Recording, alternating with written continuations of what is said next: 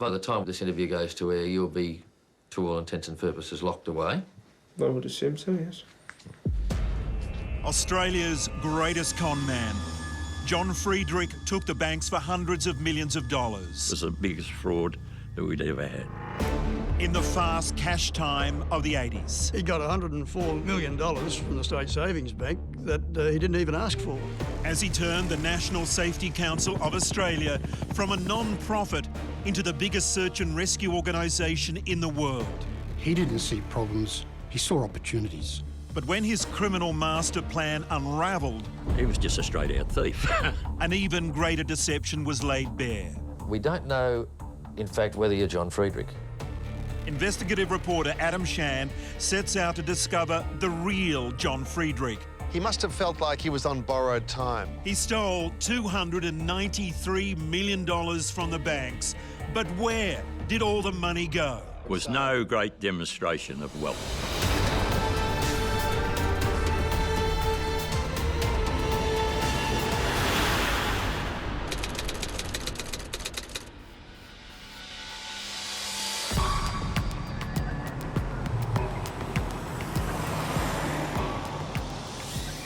I was a financial journalist back in the 1980s. It was an exciting time in Australian corporate history. That is, until a lot of people lost their money. Lending limits were coming off, the dollar was floated, and suddenly there was massive competition between the banks to lend. All they needed was a good story. We remember names like Bond and Skase, but there was another empire builder who also came unstuck at this time. John Friedrich was just as bold and audacious as any of his fellow entrepreneurs. We're driving into Sale in Victoria's Gippsland region because this is where John Friedrich worked his massive con. And let me tell you, it's an extraordinary tale.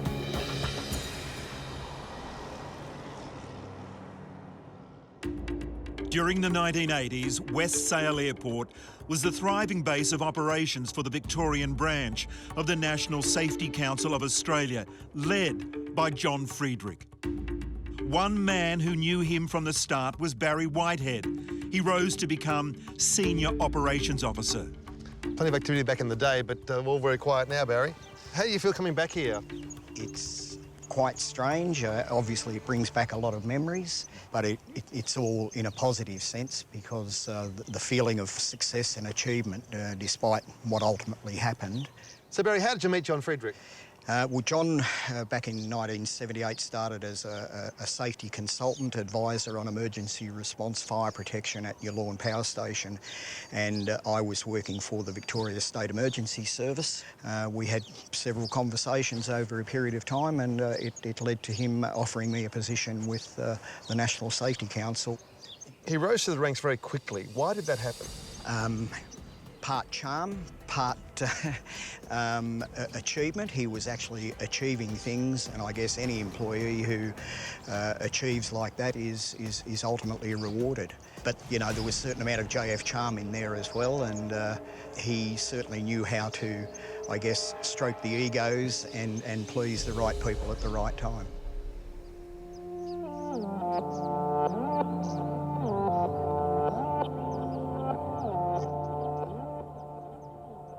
As Friedrich's ambitions grew, so did the National Safety Council.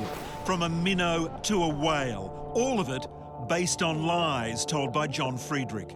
Well, in order to keep the company going, you had to present a view of what you were doing, or what it was all about, which was effectively lying to everybody. And you were the person perpetrating that lie? I was the person maintaining that lie. In 1991, George Negus was the only reporter to interview Friedrich after his cover had been blown and his massive fraud had been exposed. What was the lie? How the organisation was financed. Well, tell us how it was financed. Well, the organisation was principally financed by borrowing on non-existing assets. By that you mean the empty containers that we've heard so much about. Why was it so easy? At the time, it was a period of aggressive lending. So you'd go to a bank or a financial institution? No, they came to us. They thought they were lending money on full containers. But they were empty? Yes. You knew they were empty? I certainly didn't know they were empty, yes. And nobody said to you at any stage, do you have the assets to justify these borrowings? Well, they may have asked the question. We would have persuaded them. I would have persuaded them that we have. So that was the big lie. Oh, yeah. That was a period of time when he could get a loan of $12 million on a handshake without paperwork.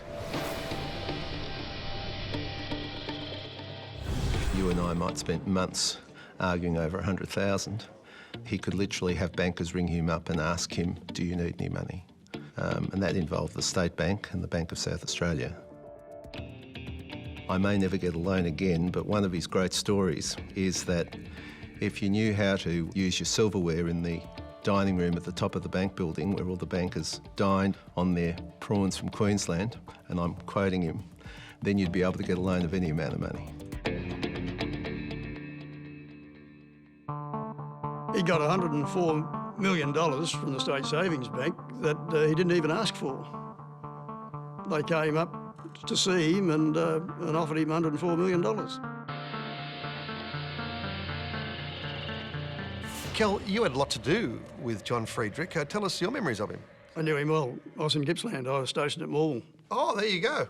And he was only starting off in Maule when I went there in 1979. And he was acquiring an organisation and getting himself organised. He bought a helicopter and various other items of equipment. Actually had a ride in his helicopter. Not long after I got there for a look over the area. He offered me a ride. I said, why not? Right, because this is before the days of Polar Air and the search and rescue squads and the Westpac helicopter and all those types of I things. think we had one helicopter at that stage in Vicpol, the first helicopter. But yes, it was handy to have his organisation there from time to time. Yes, I think he could have achieved anything he set his mind to if he had been prepared to take the time and build it step by step. But he was impatient. He clearly impressed you, didn't he? Oh, very much so. He saw great potential for parachuting in general to play a role in his organisation. Yes. What kind of plans did he have back then? The original idea for John came from a pilot that went down in Bass Strait. Basically, at that time, if you went down in Bass Strait, no one could get to you. He came up with the idea that if they had large helicopters or fixed-wing aircraft that could travel that far, you could parachute someone down to the stricken person, you could save lives. You also saw John at his most vulnerable, there at 10,000 feet, parachute strapped on his back. We were the biggest training organisation in the Southern Hemisphere, I believe, and we had been training quite a few of their people. And I guess at some stage John decided that if he was asking other people to jump out of aeroplanes, maybe he should do one himself. He looked scared. And he should have been. Parachuting for the first time is a scary thing. If you're not scared, you probably shouldn't be up there. Looking at the photographs now, through the 20/20 vision of hindsight, he does look a little bit dark. You had no idea what was going on in his mind. Absolutely not, and I don't think anybody did. In just a few years, Friedrich transformed the National Safety Council into a world leader in rescue techniques, employing 450 people. The NSC, with its fleet of choppers and fixed-wing aircraft, a 42-metre ship and a midget submarine, secured contracts across Australia, including the Federal Police and the Department of Defence. In 1988, Friedrich was appointed a member of the Order of Australia in recognition of his outstanding achievements and service. I've had pause to think about this over the years, and knowing that he was a con man and a great con man, he may have started it off thinking I can do some good for myself out of this, but I think he found a con that was worthwhile. And what he achieved in the few years he was operating was astonishing. He ended up really believing in what he was doing. Either that or he's just the most amazing con man in history. Because no one that I knew saw anything other than a man committed to the National Safety Council. This was a great thing. It was going wonderfully. And then the world fell in on him. The auditors were the first to suspect that John Friedrich was cooking the books. But through sheer force of personality, he kept them at bay until 1989. That's when Kel Blair, who'd risen by then to become the Chief Commissioner of Victoria Police, received a visit. I had the then chairman, I think Max Isey, come to me and tell me that he thought there was a problem. And I said, well, they're your books. He said, oh, he won't give us the books. I said, Max, you're the boss. You have every right to demand the books. But until you do and come to me and say, yes, there's every possibility of offence, I can't launch an investigation. You know, it's up to you to establish that there's something for us to investigate because they're your books. When the board of the Safety Council sought answers, Friedrich immediately resigned. Then the banks moved in, appointed a liquidator and demanded their own meeting with Friedrich. I got a phone call from the State Savings Bank. And one of the senior managers there said he was very concerned about the money that had been advanced, and they'd arranged an interview with Friedrich the next day. The hierarchy at the bank, the senior manager that I was dealing with, rang me and told me that he hadn't turned up for the interview, and that's when he went into the land of the missing. When we return, there's a massive manhunt as Friedrich becomes a fugitive from justice. It was almost a frenzy with everyone trying to find out where is he, and he disappeared.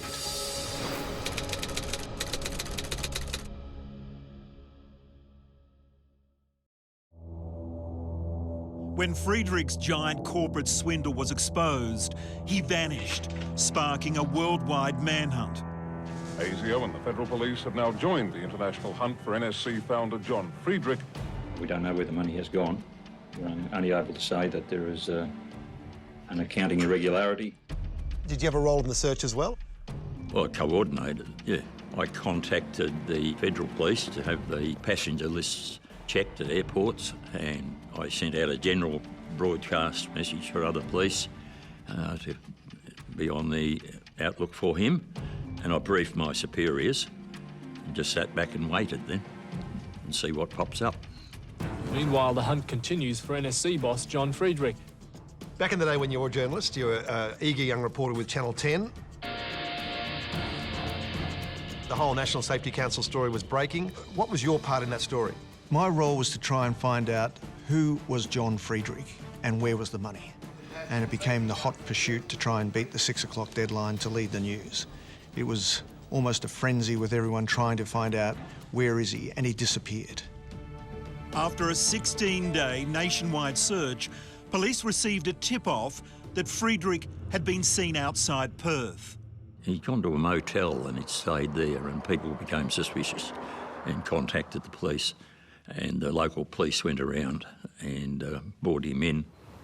That's when they found out who he really was, and they rang us. I got my team together in Melbourne. We hopped on a plane and went to Perth and went into the CIB building at Perth, and that's when I first met him. How did he strike you in that first meeting? Very intelligent man, well-educated, and not the usual type of crook that you would expect it, but... It seemed Friedrich had masterminded one of the biggest frauds in Australian history. Most crimes in Australia only revolve around a couple of $1,000, if you're lucky. Every now and again you get a massive one, but not very often. If it's a bank, they sort of in and out pretty well straight away, and it's just a bag full of money. But this fellow had taken millions. To quote one of the detectives, it was bigger than Texas. But I was talking to the reporters at that time, and it was the biggest fraud that we'd ever had.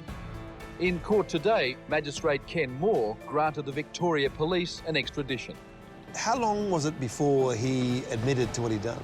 He owned up to what he'd been up to very early in the piece, and he was not a hard nut to crack. I've been told about con men that they always want to tell somebody in the end, because if nobody knows, no one can know how clever they were. Yeah, I think that's quite right. Friedrich was extradited back to Melbourne and sent to Pentridge, one of the most notorious jails in Australia.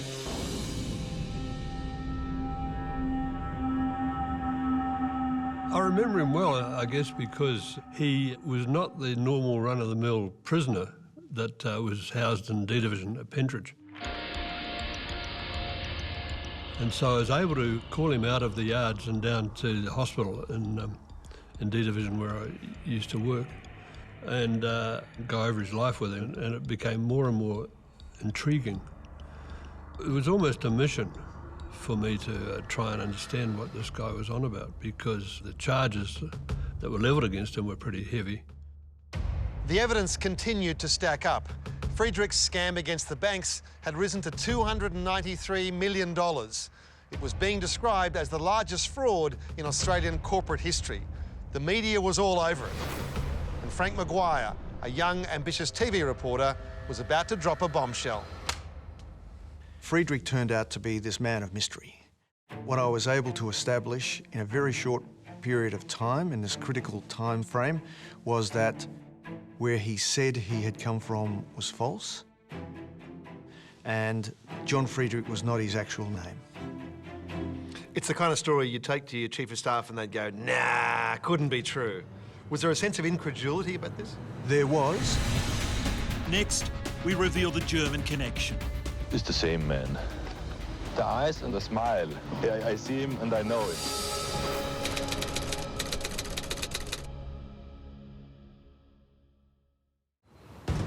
John Friedrich had defrauded the banks to the tune of $293 million. But that wasn't the end of his deception. We don't know, in fact, whether you're John Friedrich. Well, George, if I say I am John Friedrich, you don't believe it. If I say I'm not John Friedrich, you don't believe it. But nobody really knows what you are, where you came from, what you did before you got here. Well, so be it. Despite the best efforts of George Negus, Friedrich couldn't be drawn on questions about his identity. And despite the preceding years, the complete story is still a mystery. There's at least 2 or 3 John Friedrichs that I know of. The first one who purports to be the head of a safety and rescue unit in Victoria, and the other who probably originated in Munich in 1950. Only his name was John Hohenberger. His first job in Germany was with a company called Strassen und Teuben.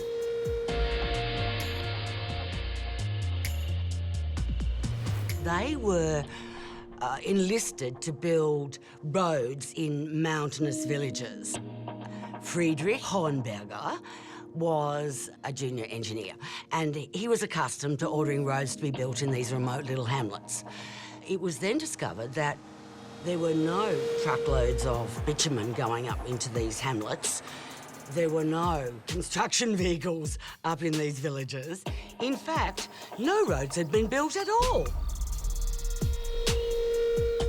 Old friends in Germany recognised him straight away as the man who embezzled $250,000 from the road construction company he worked for. It's the same man. The eyes and the smile. It's the same. It's I see him and I know him. Having embezzled the equivalent of $250,000 Australian, he faked his own death at an Italian ski resort in the Alps, and I think he left Germany in 1974. It was thought that he must have gone down a crevasse or something. Months later, a bunch of his clothes and luggage was found up in the ski slopes. So Hohenberger, he was presumed dead. He was more or less free to go wherever he wanted to in the world. His CV said he spoke some Vietnamese, he may have spent some time in Southeast Asia, ended up in New Zealand, and then just wandered across the ditch to Australia. Your accent. What is it? An accent. Bit of German in there, and a bit of South African. George, I'm not a linguist. But in order to be able to explain how accents develop, so... But you recognise that you've got one? Oh, yeah. It's pretty obvious, isn't it? Yeah. But is it reasonable for me to say, if you've got that accent, that you weren't born in Australia? George, we'll leave that alone. On the records that exist, Hohenberger came into Melbourne on the 20th of January 1975 and went to Singapore on the 22nd of January. Some weeks later, a gentleman going by the name of John Friedrich applied for a job with Cadell for the construction company building the underground rail link in Melbourne. What I've always wondered is Hohenberger comes in, Yep. Hohenberger leaves. Yeah. John Friedrich stays. Yeah. Who was in the seat? Well, at that stage, and the airports, compared with what it is today, security there on the individuals and then on their luggage would have been quite slack. Well, he could have got a boarding pass, Yeah, given it to somebody else, yeah. and there wouldn't have been any checking, would there? No, they didn't match him back. You would think he'd gone because the evidence was there with the boarding pass and the plane leaving, but you couldn't be sure. You couldn't challenge it anyway. Which brings us to a dusty outback corner of South Australia called Ernabella, where a young man calling himself John Friedrich arrived in 1975 and met a young nurse who later became his wife. You met on an Aboriginal station? Yes, I'd been working there for 12 months when I met John. Can you tell me what he was like in those days? Very enthusiastic and caring. He didn't tell me a lot about his past. He told me a little about his childhood. Did he tell you where he was born? Yes, in West Germany. He also told me he'd had a fairly unhappy childhood and that he didn't really like to talk about it. Yeah, she didn't know anything. She didn't know anything. And she told me poignantly that he never understood, as people with John's issues don't, that all his wife and children ever wanted was him. They didn't need the glory, they didn't need him to be famous, they didn't need him to be rich. They just enjoyed him. And when he was home, when I was at his house numerous times, you could see the difference, even in the body language, once he got inside his house. He was a husband and a father at that time. When George Negus interviewed John Friedrich in 1991, his fraud trial was fast approaching. Would you have shot through before this had it not been for your family? I've got 3 kids. Yes. You've met them, you've met my wife, you've met my kids, you've met some of my friends. And, you know, would you walk away from it? But had they not been here, you wouldn't have gone through with this. Would they not be here, I don't think I'd be sitting opposite you. Which was the real John Friedrich, do you think? Well, the real John Friedrich is all of that. The one I suspect when he was most happy was when he was home, not having to pretend. Once he got outside the house, the body language would change and he'd be that A-plus personality in charge of a large organisation. Did you lose hope of ever having a normal life again? No. In some ways, I thought it was more possible once all of this was over because we'd spent more time together. And I think that John had probably come to a wider realisation of how important family was. A realisation that he didn't have before? Yes. How difficult was it to confirm to you his real identity? Well, look, this is going back a long way, but there was a great discomfort that I perceived in him when we were talking about Germany. He wasn't prepared to relive his childhood. Which was unhappy, as I understand. The relationship with his father was difficult. We talked about some of that. His father didn't see him as a person who had worth or had value, and he was out to prove his father wrong. Again, so the myth goes. Was he prepared to reclaim his original identity? No, not publicly. The idea of opening all that up to the public when he was a man who was cheered and clapped in the community he was in would have been very difficult for him to deal with. You want to stop in the middle, tie off, take it around yourself? Friedrich's stubborn refusal to reveal his true identity was also related to his fear of being sent back to Germany for the earlier fraud. One of your team, Martin Grinsberg, Yep. went over to Germany Yep. and discovered that the German authorities really weren't chasing him. No, they weren't looking for him. They had initially, years ago, but they got a story that he had died in the snow. He'd run off, and they'd followed a trail, and they assumed he had just died there. And accepted that? They accepted that, yeah. So it could be said that he was running from his own shadow? Yes, he was. Still to come, he took the banks for millions, but where did all the money go? John wasn't building a bank account. John was building an icon.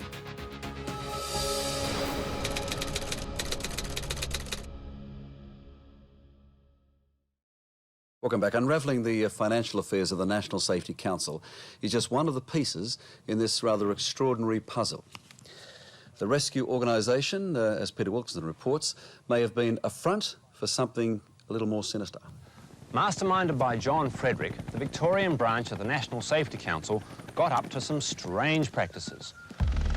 What was a safety organisation doing? Providing surveillance of protesters at places like Pine Gap and the Omega satellite station in Victoria. Both sites heavily involved in the US defence network. How much did he confide in you?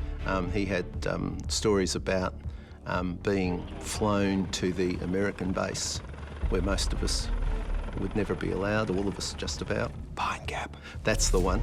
And he had a little bit of proof that he was there. That was credible? It was credible. That was credible because if there's a photo and there's a place and there's a large plane that looks something like it's American, you think that might be credible. And I could understand why, because he'd had some dealings with the American either Air Force or Army about approaches to do with safety, and that's the sort of people that he did approach. How did you feel, or how do you feel even now, when you hear people saying the things that are said about the council, that there was more to it than meets the eyes? People suggesting that it was paramilitary, that it had intelligence connections here and overseas, that it was a CIA front? Well, I don't think the council is a CIA front, but full stop. You were going to say something? No, full stop. It's not a CIA front? No, it's not. He had a passport in his name, John Friedrich, but he had other passports. How many passports did he have? I have no idea, but there would be 2 or 3. 2 or 3? Oh, yeah. In different names?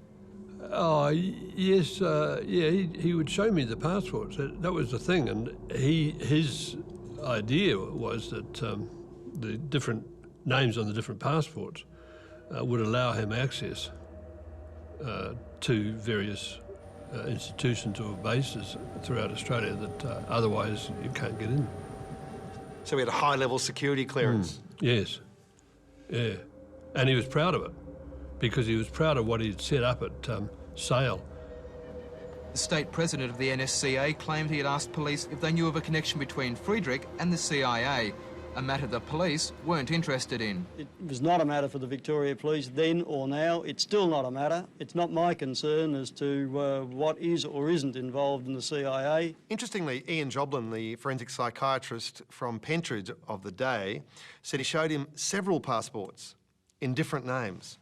I wasn't aware of that, but I knew that he had, I think once he entered Papua New Guinea, allegedly, it was rumoured he did without going through the formalities. Let's put it that way. There is no substance in the allegations about intelligence connections. That's what I've been informed. There were American service personnel seen here at Westsail Airport. What were they doing here? Did you see them? In order to develop our pararescue capability, there was, if you like, a consultancy, a collaboration with them to improve the emergency response activities with the National Safety Council. And I think that it's all a conspiracy theory, and that's it. So no CIA, no mercenaries, no private army? None whatsoever, to the best of my knowledge, that I observed. A lot of people want to speculate. Oh, they were speculating whether he was a spy, whether he'd come from different other countries and what he was up to here. Yeah, but you saw behind the veil and there was none of that? No, there was no, he was just a straight-out thief.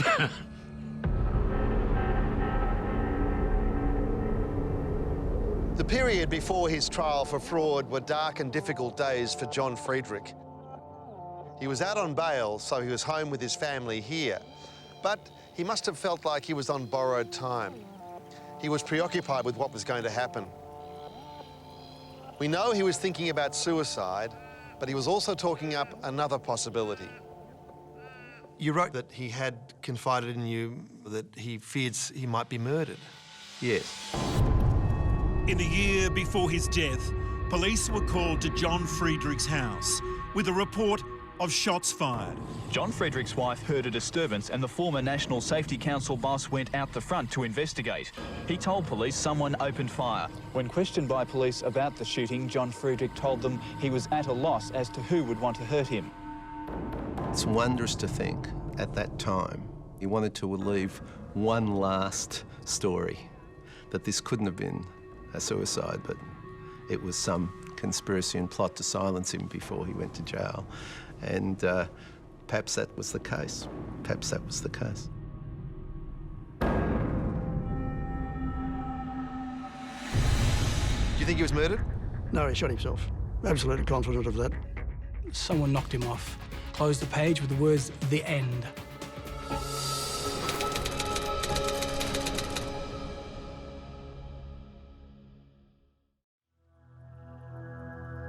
Just days before his death, John Friedrich recorded his final interview with George Negus. By the time this interview goes to air, you'll be, to all intents and purposes, locked away. I would assume so, yes. John Friedrich was in danger of going back to jail, or worse still, being sent back to Germany to face justice there. He may have been flashing around evidence of passports, but to the Australian government, he was an illegal immigrant, headed straight for a jail cell. And that must have terrified him. So it was here he came on July 26, 1991, the last day of his life. It's reported he left home at 10 a.m, crossed the road into a neighbouring property, and was last seen walking up the steepest hill in the district.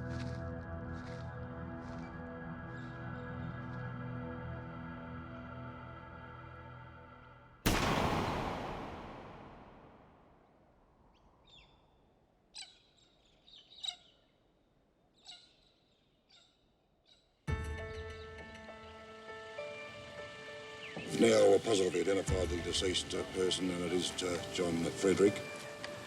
He's found dead at his property at Sale with a bullet hole behind his ear. Suicide or murder? I think he was a bit of a Shakespearean character, and that's why I think ultimately, because of his belief in himself, because of this character he'd created, I think he felt the only dignified Shakespearean way out of this thing was to kill himself. Do you think he was murdered? No, he shot himself. Absolutely confident of that. I believe the inquiry has found that John died by his own hand. I have no further comment to make and would appreciate the media respect for our privacy. Thank you. Did he strike you as someone who would commit suicide? That's a very interesting question with John Friedrich, because at no point did I consider that he was that depressed that he would shoot himself. And yet that seems to have been what happened. Had I considered that he was depressed and in danger of harming himself, I would have obviously taken other action. There's nothing in his profile, certainly nothing in his behaviour leading up to his death, which indicate to me that he had intended to kill himself. Nothing. What do you think happened on that day? Someone knocked him off. Someone put a nice line through the whole chapter of John Friedrich and crossed the T's and dotted the I's and closed the page with the words, "The end."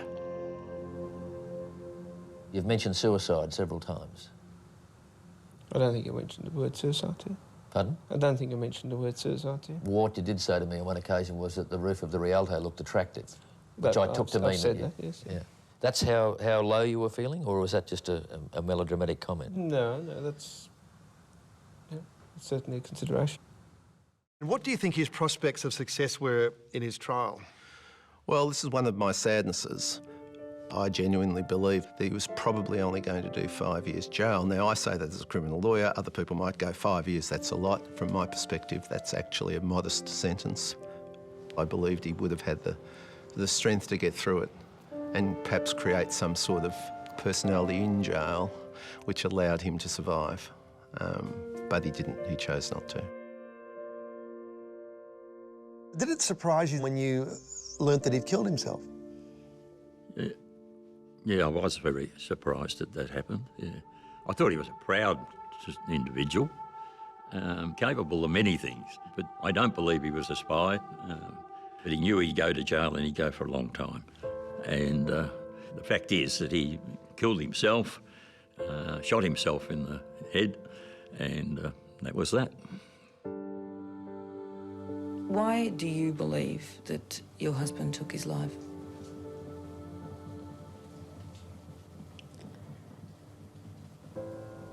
I think it was probably because he thought it would save us some of the trauma that was to come.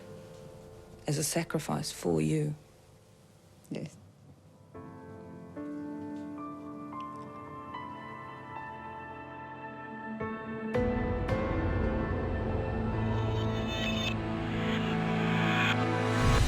Next, following the paper trail, what happened to Friedrich's millions? He wasn't feathering his own nest. He was not into opulence and ostentation.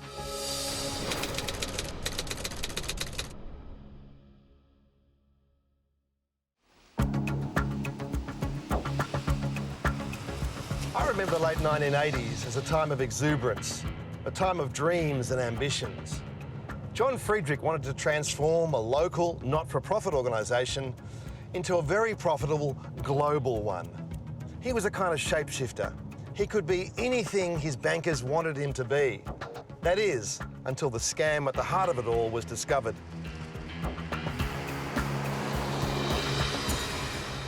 What would you say about somebody running from his past, comes to Australia and creates this amazing story? A mega empire, another Lex Luthor. Brilliant, able to engage people, manipulate. You know, he had an extraordinary business, didn't he? That period of time was a unique time where people like Bond, people like Skase could bring stories to banks who were desperate to lend, who were desperate to get involved in this expanding economy, and they were willing to believe these stories. Friedrich was another version of this. I think they're all great salesmen, and great salesmen believe in the product, even if it's delusionally not the case. People like Bond, Alan started his career as a signwriter, but he was always a salesman. And I said to him, you know, you'd made millions in your 20s. Most of us would just take the money and run. Why didn't you? And he said, you know, Tim, it was never about the money, it was the deal. And with Friedrich, I'm sure the same process was in play. People believed in him. Look at what he's created. To start fresh in Australia back in the mid-70s would have been a godsend to him. He could have done whatever he wanted to do. He filled in the gaps in his CV, and he more or less took every single job that came along his way. And as he succeeded, it built up momentum until finally he was in charge of probably the best equipped and best resourced and best staffed rescue firm in Australia, if not the world. The whole thing was wonderful to us. We were jumping out of our own aeroplanes, not particularly fancy or big aeroplanes, and all of a sudden, through the National Safety Council, we had big helicopters, big aeroplanes, which we got to play with, basically, while we were training his guys. So there was always that feeling of this is something special. People have said that he thought he was Jeff Tracy of International Rescue. He did seem a very, very capable person. To use a modern phrase, he didn't see problems, he saw opportunities, and he lived that.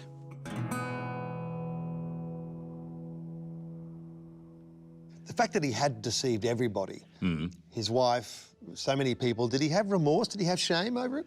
Don't think so. I think he thought he was doing a good job. He said to me Australia didn't have a rescue system, and so he supplied one. But at the end of the day, $293 million was unaccounted for. Where did all the money go? You had a chance to look through his personal finances. I think he had a Rolex watch. Yeah. He had a property there in Sale. No great demonstration of wealth. Yeah. So it had all gone back into the fraud. It's all gone back into the thing. Into the operation. Yeah. He lived modestly. He never profited from it. He was not into opulence and ostentation. He wasn't feathering his own nest, unlike the Bonds and the Scases of this world. Very little money went into his own bank account, but John wasn't building a bank account. John was building an image. John was building an icon in terms of search and rescue. He was being used by other countries, other agencies, to do things that no one else in the country could do. That's better than having money in the bank. That's a legacy. Unlike his life, John Friedrich's farewell was low-key and simple. Around 300 friends and former colleagues paid tribute to the man they saw as an achiever who created one of the country's elite rescue organisations. Do you miss your old boss? I had an enormous amount of respect for him. There are some things that he did and some of the way that he went about achieving his goals I didn't necessarily agree with, but overall what the organisation was trying to achieve and what we were doing for the Australian population, we all believed in that. People were given opportunities that they otherwise wouldn't have, and for that we're very grateful. We even had a get-together at a local hall, and it was not about condemning or being angry about what had happened, but saying, OK, well, it's over, but let's celebrate all the good things that we did. And I recall that being a really great night for employees and their families. So what's out here on the site now? It's a TAFE college, but the TAFE college, they are about to pack up and relocate. So there's not a great deal of activity here nowadays. Just me and the ghosts.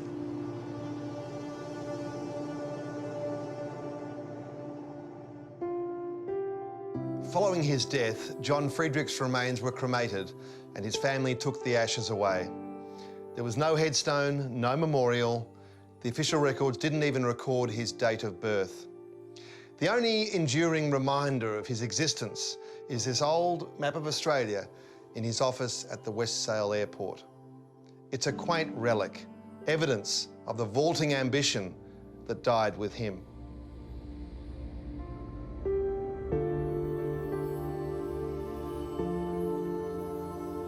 Of all the entrepreneurs I saw come and go, I think I'd like to have had dinner with John Friedrich. I would have too. I'd have loved to have had dinner with him, and I wouldn't have minded which character he was in. I would have had a good chat.